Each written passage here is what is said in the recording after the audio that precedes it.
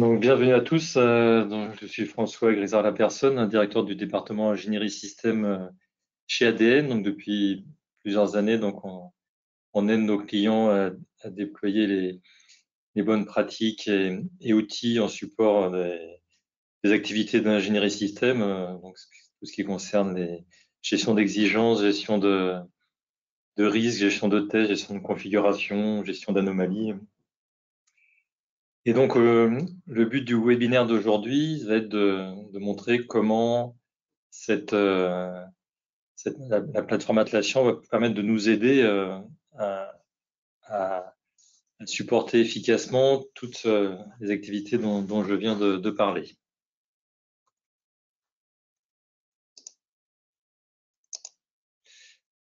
Donc, dans la présentation, donc après une petite introduction, je vous détaillerai un peu les caractéristiques et avantages de la plateforme Atlassian, là pourquoi on l'a choisi pour supporter ces processus. Et puis, on zoomera sur les activités de gestion d'exigence, puis de gestion des risques, des tests et la gestion documentaire en mettant en lumière les différents plugins qu'on vous propose d'utiliser pour supporter efficacement ces activités. Et puis, je terminerai par l'offre que nous proposons autour de ces services.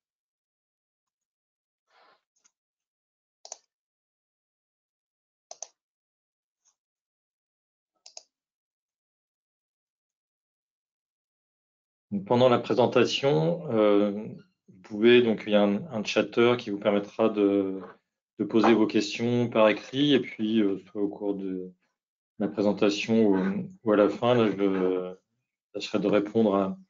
à vos questions en vous donnant, si besoin, la parole. Donc, tout d'abord, nous, donc ADN, ceux qui ne nous connaîtraient pas, donc on est une société de conseil qui existe depuis 1993, avec pour l'idée d'apporter des services à valeur ajoutée. Donc, on a notamment développé une expertise dans les secteurs pharmaceutiques et dispositifs médicaux autour là, pour ce qui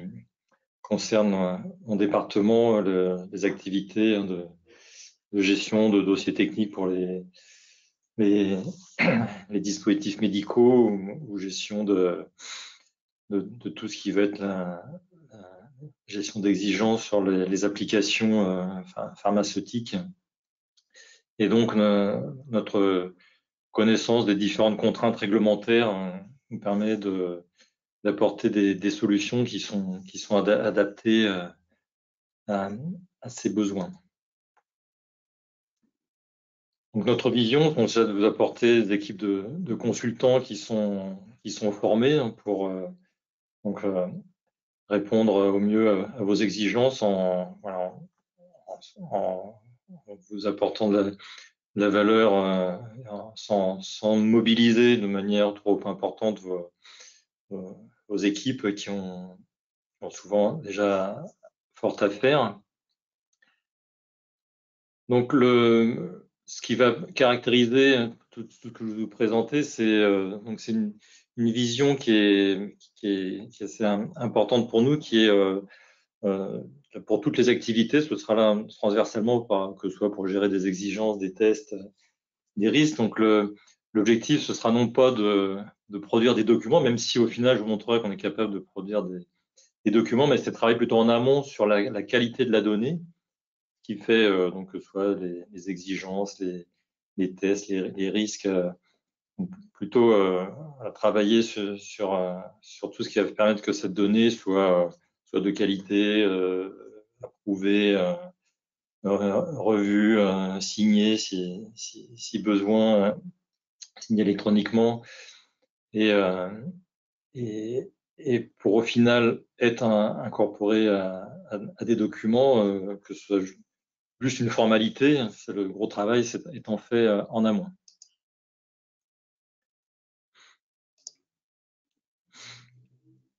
Et pour ces processus, donc dans l'histoire, on a pu travailler sur différents outils là, qui nous servent aujourd'hui quand il s'agit de faire des migrations. Ça, j'en parlerai dans le cadre de notre offre, mais pour proposer un outillage, donc non seulement un outillage qui nous permet, enfin, on pense par rapport à ces fonctions de base qui répond aux besoins, mais en plus en proposant de le configurer, d'adapter les bonnes pratiques au travers de formations et d'accompagnement qu'on pourra vous apporter. Donc le contexte réglementaire, là, donc j'ai pris un exemple du BSI britannique. On pourrait retrouver des choses équivalentes, que ce soit sur les normes pharmaceutiques, dispositifs médicaux américaines, européennes ou autres. Donc il y a une demande de créer des éléments de ces techniques là, de manière automatique et sécurisée. Et donc ce que je vais vous montrer, donc c'est comment au travers de Jira, Confluence, on peut aussi Bitbucket, on en a parlé dans d'autres webinaires, ce ne sera pas au cœur aujourd'hui. Aujourd'hui, ce sera surtout Jira et Confluence, un certain nombre de plugins, donc comment produire ces éléments-là. Donc, ce qu'on va, pour les données techniques à produire, donc ça va être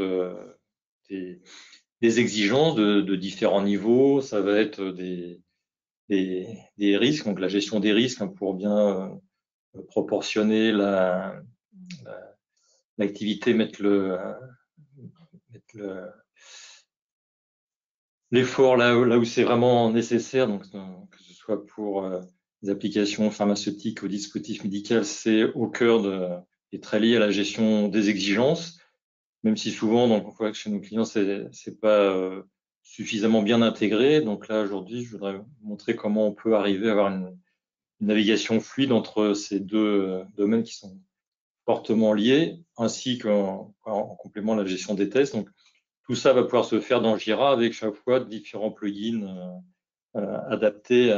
pour être efficace sur ces activités. Pour la gestion d'anomalies, gestion des changements, les fonctions Jira standards sont déjà très puissantes là-dessus. Pour gérer les configurations, donc toutes les versions successives de vos applications, systèmes. Donc, Jira et Confluence là, pourront être mis en œuvre. Et pour la gestion documentaire, que ce soit pour produire les documents à partir de ce qui a été fait dans les différentes activités décrites précédemment, mais aussi pour gérer tous les plans que vous pouvez avoir à produire. Donc Confluence avec notre plugin DMC, Document Manager for Confluence, qui permet de transmettre Confluence en une GED, seront une solution très efficace pour ça. Pour la gestion des réclamations, donc ça c'est aussi des choses qu'on a pu déployer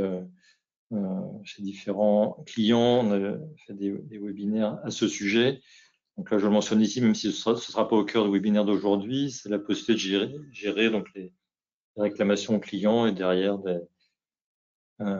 des non-conformités ou CAPA qui se traduiront autant par des anomalies ou des gestions de changements. Donc, possibilité d'avoir aussi une gestion fluide de l'information à partir des remontées clients. Donc aujourd'hui, pour illustrer, il y a un petit en fil rouge une étude de cas qui est un ventilateur médical sur lesquels donc ça va vous montrer qu'on peut donc sur le développement en l'occurrence d'un dispositif médical, mais je montrerai aussi que les processus qu'on suit sont aussi adaptés à la gestion des applications pharmaceutiques. Donc comment on va pouvoir avoir une approche agile, donc centrée encore une fois sur la production de données de qualité au travers de la plateforme Atlassian. Donc le modèle de données là, de ce respirateur, ce sera en gros celui-ci. Bon, pour une application pharmaceutique, on se bornera au niveau du haut. Il y a s'agissant d'un système dispositif médical, la partie du bas viendra en complément. Donc, le principe, c'est définir des besoins utilisateurs, ceux qui viennent du marketing ou toute autre source qu'on appelle parfois dans certaines entreprises des URS déclinés en FS qui vont à la fois donc les besoins utilisateurs vont être source de risques. Il va faire un certain nombre de risques, donc indépendants de l'implémentation en dessous qu'il va falloir prendre en compte via des exigences au travers de spécifications système. Et puis, donc, si on a faire un système qui est lui-même constitué d'un certain nombre de composants de différentes natures, on pourra, donc, avec les outils qu'on va vous proposer, décliner cette gestion d'exigence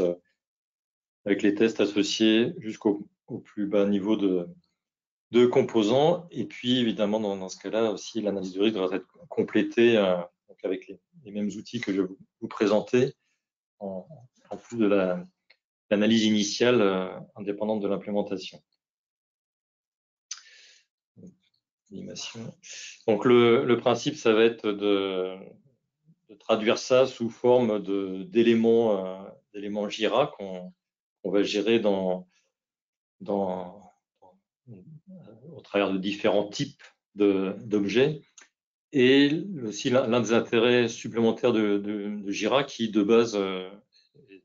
est très bien conçu pour toutes les activités de gestion de projet, ça va nous permettre de gérer le projet des activités et de les lier à tous les éléments de dossier technique, exigences, risques, tests, anomalies, etc. pour notamment en tirer parti, j'en dirai un petit mot sur tout ce qui va être les métriques de suivi. Donc, s'il s'agit de trouver toutes les exigences qu'on a modifiées pour la release numéro 3 dans l'application, trouver tous les tests à repasser par rapport à ces exigences modifiées pour la release 3. Donc, il y a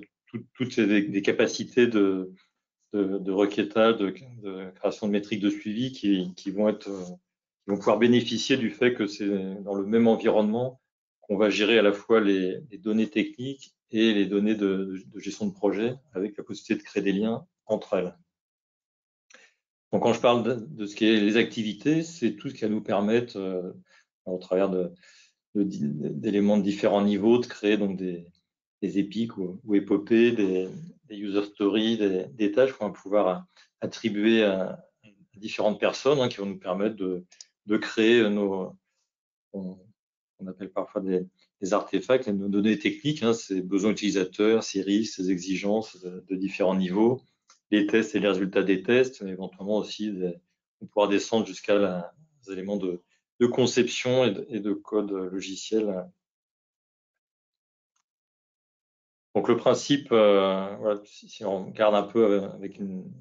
chronologiquement ce qui va se passer, c'est qu'on va pouvoir adopter une démarche agile pour arriver à produire nos différentes releases. Donc là, si schématiquement, j'illustre ce qui se passe pour nos différentes user stories. Bon, on en a souvent plus que ça. Pour ma release 1, je vais par exemple dérouler plusieurs user stories qui vont chacune m'amener à créer ou modifier un certain nombre d'exigences, de risques, de tests de différents niveaux. Donc ça, successivement, je vais travailler sur mes différents objets. Donc on va un peu plus tard avec aussi la possibilité de créer des liens entre elles, de faire des revues, de les signer électroniquement pour au final faire des baselines correspondant à ce qui sera nos releases, qui va être là, à chaque fois pour chaque catégorie d'éléments, qui nous permettra typiquement de générer le document associé qu'on pourrait mémoriser, stocker soit dans notre GED existante, notre outil PLM existant, ou avec les solutions que je vais vous proposer un peu plus loin, basées sur Confluence, pour pouvoir gérer les documents applicables à vos différentes versions. Donc, une partie, vous allez pouvoir adapter les différents niveaux d'agilité et travailler sur les données élémentaires pour, au final, constituer vos documents. Donc, pourquoi nous avons choisi la plateforme Atlassian? Donc, un certain nombre de caractéristiques qui ont conditionné notre choix, qui sont tout d'abord donc le fait de permettre, là, ce que j'ai déjà pu esquisser un peu, donc le fait de pouvoir créer des liens entre les différentes activités, travailler en parallèle sur ces éléments, que ce soit des activités ou des artefacts, possibilité d'envoyer des notifications, de commenter, de faire des revues, donc ce qui est la traçabilité. Donc, elle nous a apporté un gain de temps, d'efficacité, le fait d'avoir travaillé sur des données partagées par tout le monde et donc de pouvoir collaborer de manière efficace. Donc là, avec les paramétrages adaptés, la possibilité de garantir l'intégrité des données, à la fois en contrôlant qui a le droit de modifier quoi, dans quel statut, et de savoir dans tous les cas qui a modifié quoi et quand, donc un audit trail automatique, donc sans coût supplémentaire. Donc voilà, on a déjà un peu parlé de possibilité de gérer des groupes d'utilisateurs, des droits pour autoriser les modifications sur tel ou tel type d'éléments et plus finement sur les différents attributs, les différents éléments que les responsables des équipes qualité ou de l'équipe de test vont pas forcément avoir les mêmes droits que ceux qui écrivent les exigences ou ceux qui détaillent les risques. Donc les workflows avec en la signature électronique, donc la possibilité de piloter très précisément le cycle de vie de différents éléments au niveau élémentaire. Donc plutôt que de devoir attendre que toutes les exigences soient prêtes ou toutes les risques soient détaillées pour créer mon document d'exigence ou de risque, je vais pouvoir progressivement valider mes différentes exigences, mes différents risques, donc éviter de plutôt avoir un travail fluide dans la durée plutôt que d'avoir un pic de charge à un moment donné quand le gros paquet d'exigences ou de risques arrive à valider. Tout ça, évidemment, à travers une interface web accessible très facilement. Donc, ce qu'on va détailler un peu plus loin, là, donc, j'ai déjà écrit un peu ce que j'entendais par activité ou par artefact, donc ce que nous permettra de gérer Jira. Et donc, pour reprendre ce que j'ai un peu esquissé précédemment, donc le gros intérêt qu'on a vu avec Jira, donc c'est toutes ces possibilités de créer des liens bidirectionnels entre les objets, de créer des champs personnalisés, d'avoir des workflows aussi personnalisés sur les documents, sur les exigences, sur les risques, pas forcément les mêmes, possibilité de signer électroniquement, d'avoir des droits très, très fins, de pouvoir, justement en fonction du workflow, de pouvoir piloter qu'est-ce qu'on peut ou pas modifier comme champ, ou d'obliger à enseigner des champs à certaines étapes de workflow. La possibilité, via tous les liens qu'on aura pu créer, là, de facilement faire des analyses d'impact avant modification. Une très grande richesse de widgets configurables pour créer des tableaux de bord de suivi qui vont notamment pouvoir utiliser, tirer parti des liens entre ces différents objets pour nous fournir des indicateurs très, très précis d'avancement. Donc, la possibilité de travailler de manière agile sur différentes méthodologies.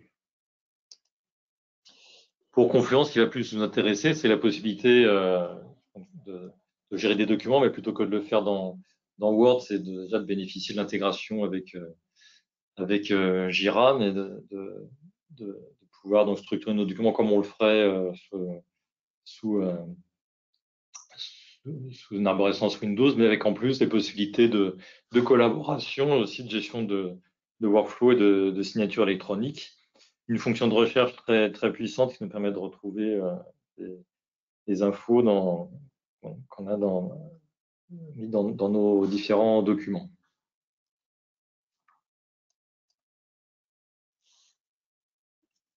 Donc cet écosystème Atlassian, celui sur lequel je vais m'attarder un peu, donc c'est constitué donc pour ce qui est de la gestion des exigences sur le plugin is requirement, pour la gestion des risques sur Soft Comply Risk Manager, pour les gestions des tests sur X-Ray. Et côté Confluence, donc s'appuiera sur le plugin Komala qui nous permet de gérer des workflows très configurables, et puis notre plugin DMC pour transformer Confluence en GED. On a aussi donc côté, même si je détaillerai pas ça aujourd'hui, on a pu le faire dans d'autres webinaires, aussi des gestions, possibilités de gestion de projet avec BigQuant pour gérer des BigQuant ou son grand frère Big Picture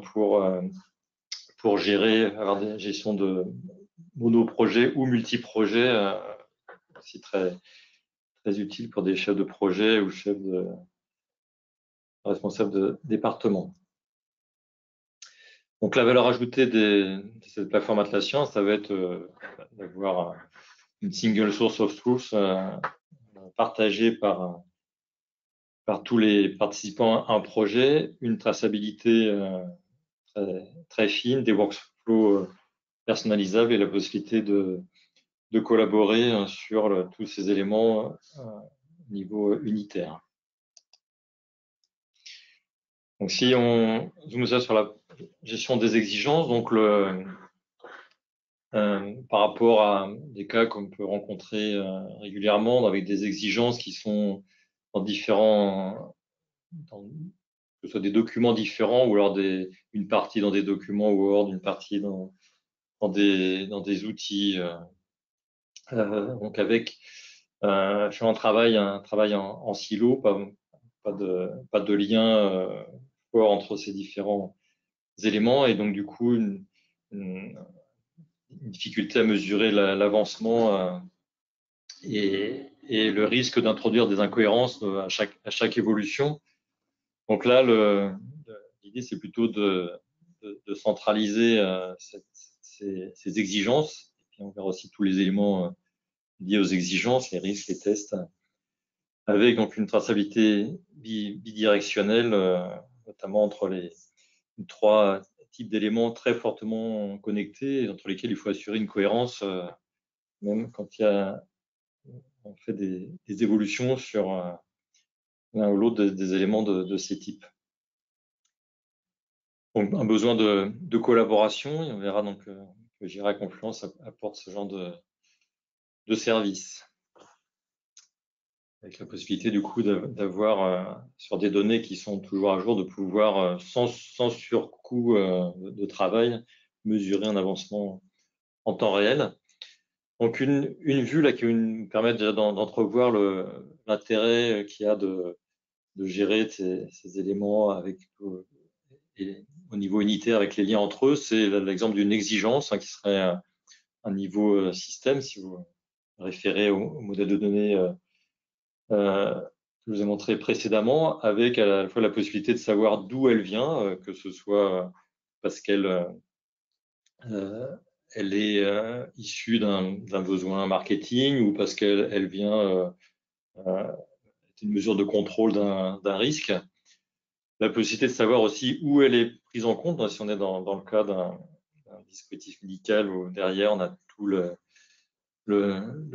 détail de cette exigence, comment elle est prise en compte dans les parties logicielles, électroniques, mécaniques, comment elle est testée et quelles sont là où les tâches dans lesquelles elle a été prise en compte pour être créée ou modifiée.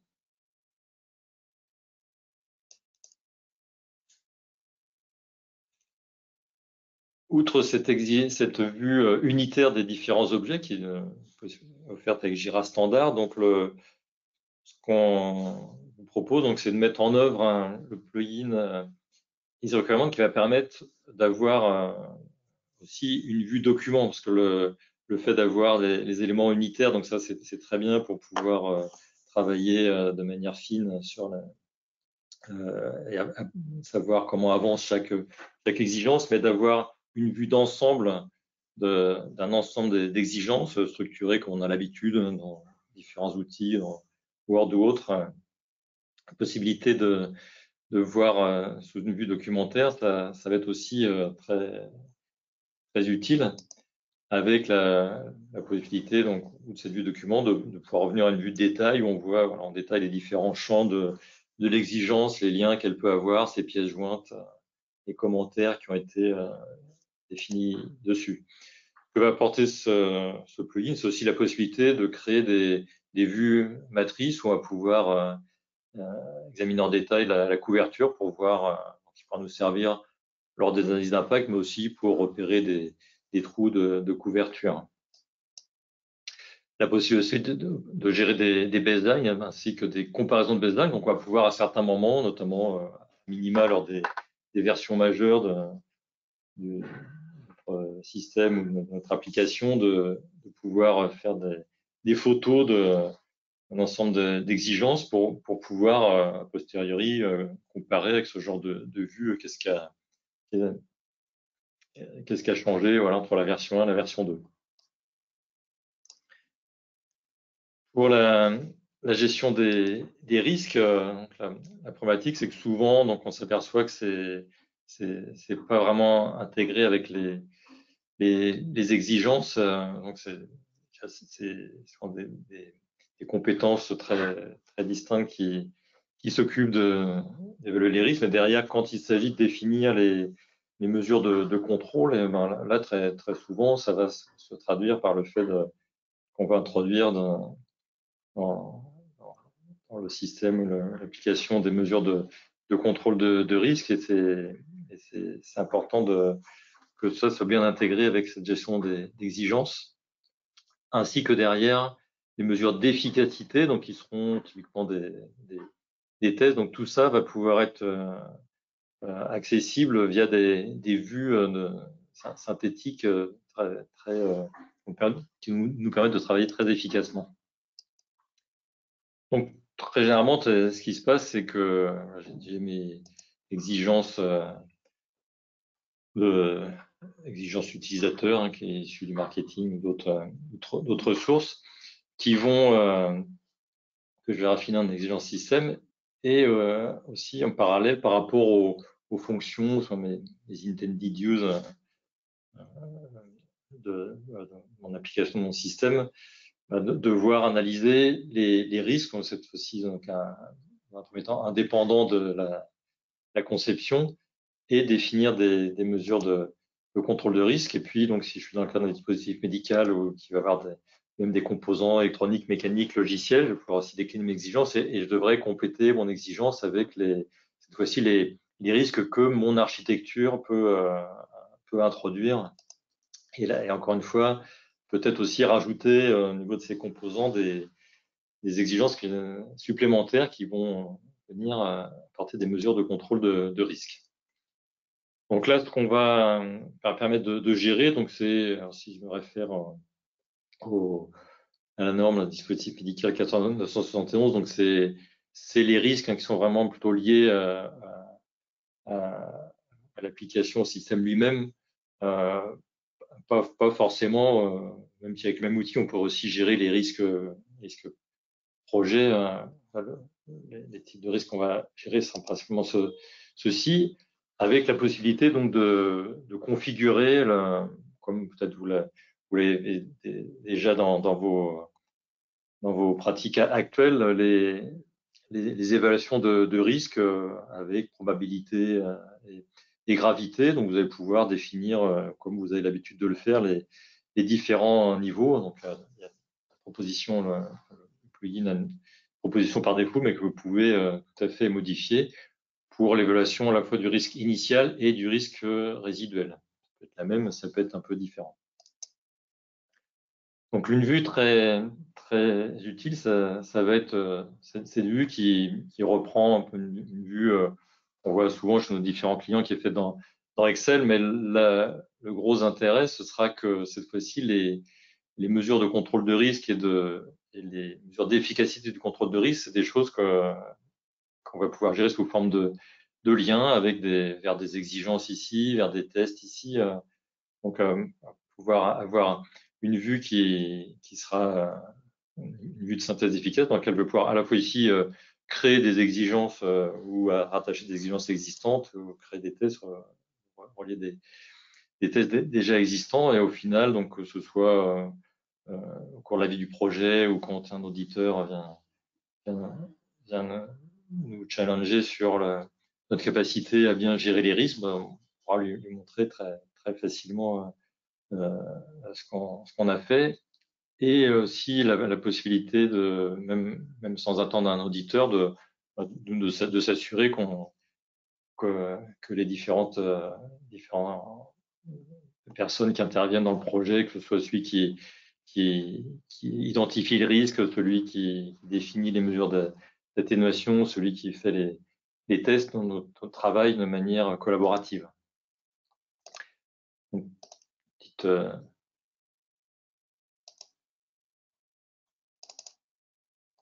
qu'est-ce qui se passe une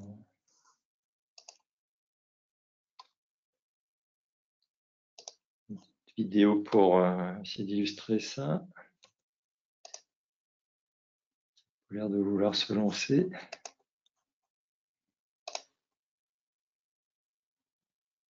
Ah, si,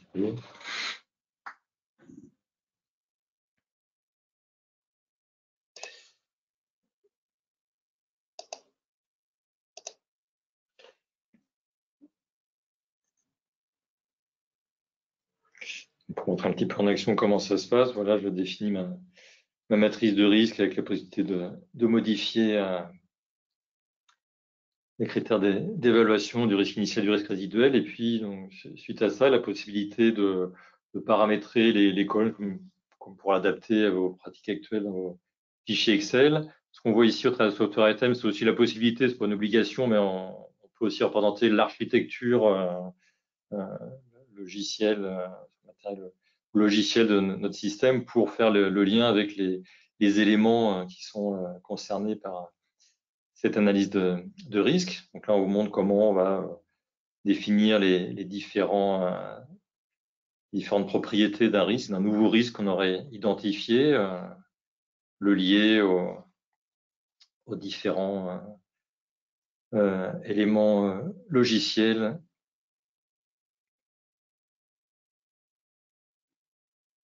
qui le concernent. Évaluer son niveau de gravité,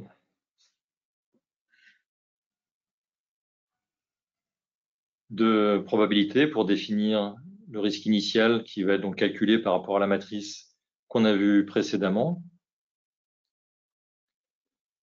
On va pouvoir voilà, définir des mesures de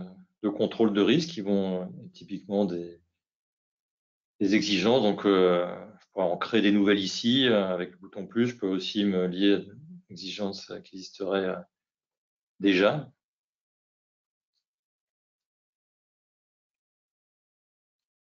De la même façon, pour les mesures d'efficacité de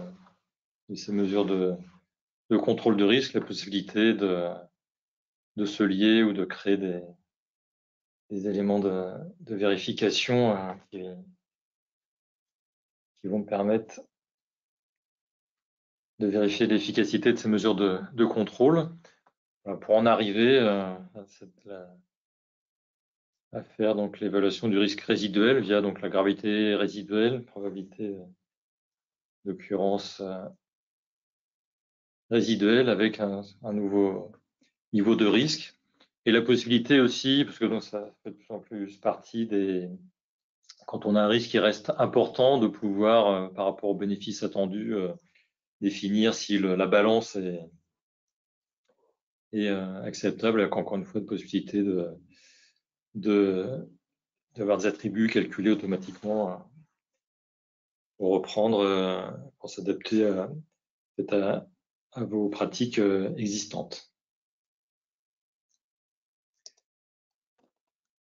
Pour la gestion des tests, donc le but, un peu comme on a vu la possibilité d'intégrer la gestion des exigences, gestion des risques, ça va être aussi d'intégrer la gestion des tests avec la gestion de ces exigences et de ces risques, ainsi que les anomalies qui elles-mêmes seront vont nous amener peut-être à modifier certaines exigences, certains risques. Donc le but, c'est d'apporter une couverture complète, donc par rapport aux exigences, mais aussi par rapport aux risques, puisqu'on a vu, quand on vient de voir, les tests vont pouvoir être des éléments importants pour mesurer l'efficacité des mesures de contrôle de risque. Des outils donc très puissants pour suivre l'exécution, enfin la rédaction et l'exécution des tests et pouvoir générer aussi souvent que nécessaire des rapports, donc à la fois via des vues dans l'outil, mais aussi des possibilités d'export sous forme Word, PDF, comme vous en avez l'habitude. Donc, on vous propose d'utiliser le plugin X-Ray qui nous permet de gérer des tests de manière classique, sous forme d'action réalisée, résultat attendu, ou sous forme de test Gherkin, given, when then. Donc, aussi, ce plugin va apporter des vues supplémentaires, notamment une matrice de traçabilité, puis des fonctions d'export. Donc la première chose, quand on va rédiger les tests, là, ce qu'on nous propose, c'est un repository qui va nous permettre, donc une structure arborescente qui va nous permettre d'organiser tous nos cas de tests, éventuellement aussi de les regrouper dans des ensembles pour faciliter après la création des campagnes de tests. C'est souvent les tests, plutôt que de les piocher un par un, on a plutôt envie de pouvoir définir des paquets de tests. Donc par exemple, pour une certaine fonction, tous les tests associés à la fonction, ou alors ça peut être on peut avoir un autre ensemble qui sera que les tests de non-régression pour cette fonction. Donc on peut pouvoir créer autant d'ensembles de cas de tests qu'on veut. Un cas de test peut se retrouver dans plusieurs ensembles.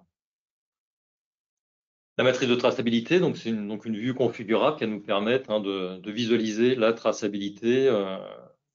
de bout en bout, en partant de nos exigences, nos risques, en passant par les tests, nos exécutions de tests, et éventuellement les anomalies associées à ces tests, et donc un calcul consolidé au niveau des exigences des risques, savoir quels sont ceux qui sont OK quand tous les tests sont exécutés avec succès, soit ceux qui ne sont pas encore vérifiés, c'est le cas d'une exigence, il y a un test mais il n'a pas encore été exécuté, ou alors là, le cas d'une exigence où il y a des tests mais là l'exécution s'est mal passée. Voilà, donc, possibilité d'intégrer les risques, les exigences, les tests, les exécutions. La possibilité, donc il y a un certain nombre de templates par défaut, mais qu'on était souvent à personnaliser pour pouvoir produire les documents Word, Excel, PDF dont vous avez l'habitude. Donc on va pouvoir définir des templates qui vont venir piocher dans les éléments Jira les données nécessaires pour générer les documents.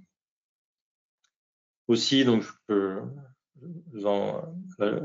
j'aurais pu montrer un peu la même chose là, sur les exigences, les risques, donc la possibilité de produire des tableaux de bord composés, donc un ou plusieurs tableaux de bord, typiquement un tableau de bord différent pour chaque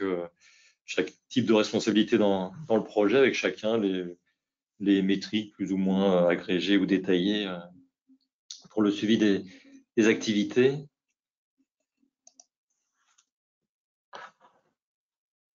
Et donc pour finir, donc sur la gestion des documents, donc là on a vu donc pour les capacités de gestion, donc des trois grandes parties qui vont nous occuper pour la gestion des dossiers techniques, donc c'est exigences, risques et tests. Et puis donc en complément, un peu en transverse, la possibilité toutes les possibilités de gestion documentaire, donc qui vont pouvoir s'appliquer qu'on ait des pratiques cycle en V classique ou un mode agile ou un mode intermédiaire. Donc quelle que soit la manière dont on va produire nos éléments, là, au final, ce sera l'objectif est le même et les productions documentaires, même si elles ne seront pas forcément au même moment, elles seront, les fonctions que je vais vous présenter seront applicables. Donc pour une présentation de Confluence, en l'occurrence, c'est beaucoup sur le produit Confluence qu'on va s'appuyer avec un certain nombre de plugins qui vont nous permettre d'apporter des fonctions complémentaires. Donc Confluence, on va pouvoir le structurer en différents espaces, donc chacun avec chacun des droits d'accès et qui va être lui-même constitué d'un certain nombre de pages qui pourront être avec des droits d'accès qui pourront être différents selon les contenus des différentes pages. Donc chaque page étant au final un document, donc ça pourrait être un document qu'on va écrire directement dans Confluence, comme un plan de gestion d'exigence, un plan de gestion des changements, un plan de développement logiciel, mais aussi on va pouvoir enrichir nos pages avec des macros qui vont nous permettre d'intégrer des données issues de Jira. Donc, pour se reprendre un certain nombre de normes, en l'occurrence une norme dispositif médical, donc, qui va pouvoir être vraiment bien supporté avec la plateforme Atlassian. Donc, je la cite en exemple, mais dans d'autres domaines, on va trouver des normes équivalentes, que ce soit quand on travaille dans le nucléaire. Comme certains de nos clients, on a des besoins similaires, donc de pouvoir identifier qui a nos éléments, qui a fait quoi, donc le stockage de cette documentation, comment comment on contrôle les modifications, le fait que ce soit accessible en lecture, en écriture, pouvoir piloter les durées de conservation et montrer quand est-ce que les documents deviennent obsolètes, voir quand est-ce qu'on les supprime. Et puis donc des gestions de confidentialité. L'équivalent, donc la présence de la norme européenne, l'équivalent avec la norme américaine. Donc avec la solution qu'on vous propose, donc c'est la possibilité avec les fonctions de base de Confluence enrichies du plugin Comala et de notre plugin DMC, c'est d'avoir donc une jet qui peut être conforme à ces obligations réglementaires.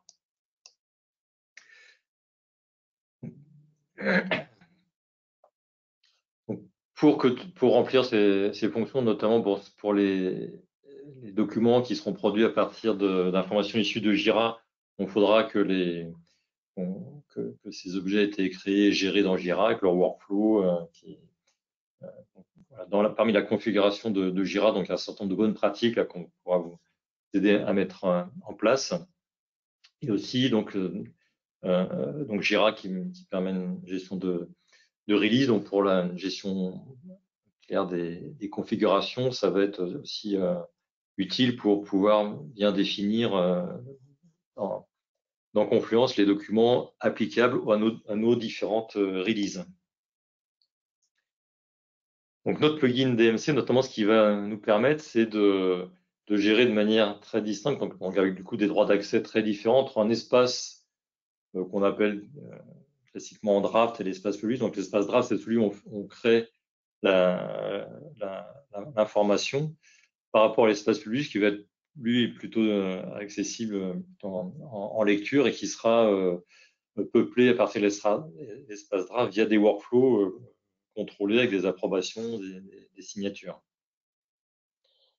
Donc cet espace-là, pour avoir des droits d'accès restreints, vraiment uniquement aux personnes qui ont les habilitations pour créer et mettre à jour les informations.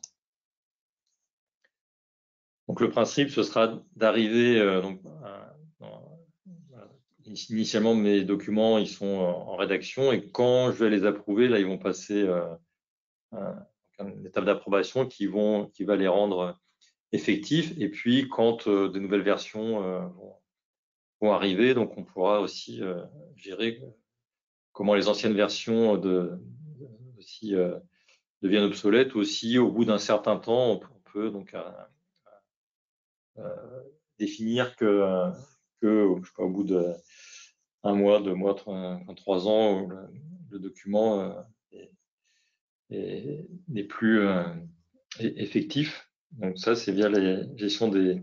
workflows.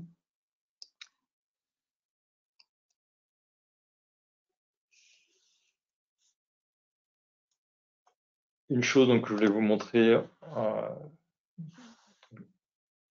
j'ai déjà un peu parlé, c'est la possibilité d'exporter des documents. Donc là, ça peut être pour peupler des pages Confluence, mais aussi pour exporter des documents en dehors de la plateforme Atlassian. Donc, on va pouvoir définir, comme on voit ici, différents templates. Donc, selon qu'on veut générer une spécification d'exigence, un rapport d'exécution de test, donc ce sera des templates différents qui vont nous permettre d'exporter sous forme de tableau ou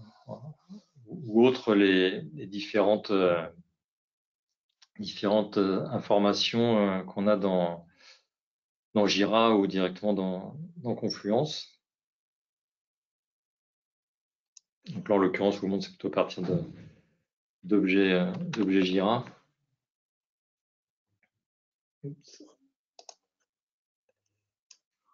Et aussi, donc, quand dans Confluence, donc comme je disais, on aura la possibilité de structurer notre espace comme on le ferait sous Windows, sous des outils de GED. Donc, on a nos différents documents, et donc on va avoir la possibilité d'exporter cette fois-ci non pas juste une page, juste un ensemble d'éléments Jira, mais un ensemble de documents qui auront été donc soit écrits directement dans Confluence, soit peuplés à partir de données Jira pour produire un DHF pour les gens, si on parle dispositif médical, ou je vais faire d'autres noms dans d'autres domaines, voilà, avec aussi un document avec un picule l'ensemble des données qu'on aura mis dans notre espace Confluence, voilà, ce qui pourrait être l'ensemble des documents applicables pour une release de l'application ou de mon système dispositif médical.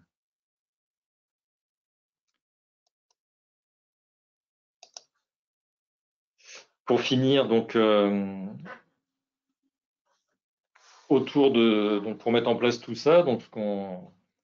vous propose, donc, ces différents services, à la fois donc en amont de conseils pour éventuellement faire l'état des lieux, vos pratiques existantes pour voir là où il y a des possibilités d'amélioration, et puis vous accompagner pour mettre en œuvre les différentes briques, outils Atlassian et les plugins adaptés, hein, parce que ceux que j'ai détaillés aujourd'hui, mais éventuellement aussi un certain nombre d'autres. On peut aussi donc vous accompagner sur des formations. Donc on a des formations donc sur une journée pour une sorte de quick start là pour voir comment, avec Jira Confluence, mettre en œuvre toutes ces activités de gestion de dossiers techniques. Et aussi sur une autre journée, une formation aussi pour les administrateurs, puisque donc que ce soit Jira Confluence et les plugins que je vous ai présenté, donc il y a un certain nombre de configurations à faire pour pouvoir les mettre en œuvre. On a aussi, parce que ça c'est assez souvent nécessaire, c'est une activité importante et à terme, donc on a défini une boîte à outils de migration qui nous permet donc en fonction de ce que l'analyse de l'existant aura produit, en partant d'outils. J'ai mis un petit échantillon de ce qu'on trouve assez couramment comme outil de gestion d'exigences, de risques, de tests, pouvoir migrer ces données dans Jira et Confluence. Donc, vos documents, textes riches, donc si vous aviez des liens qui existaient, vous avez des images, des pièces jointes, vos exigences, vos tests, donc tout ça, on va pouvoir intégrer ça correctement dans Confluence et ses différents plugins. Jira, Confluence et les différents plugins. On a aussi, donc, pour tout ce qui est bonne pratique, outre la partie outillage, on peut aussi vous accompagner sur ce qu'est la mise en place des bonnes pratiques de gestion d'exigences, gestion de risques, là, encore une fois, en partant de phase de diagnostic pour vous proposer un chemin d'évolution vers les solutions qu'on préconise. Voilà, donc alors je ne sais pas si vous avez des questions, n'hésitez pas à vous prononcer au travers du chatter, et sinon, donc n'hésitez pas à revenir vers nous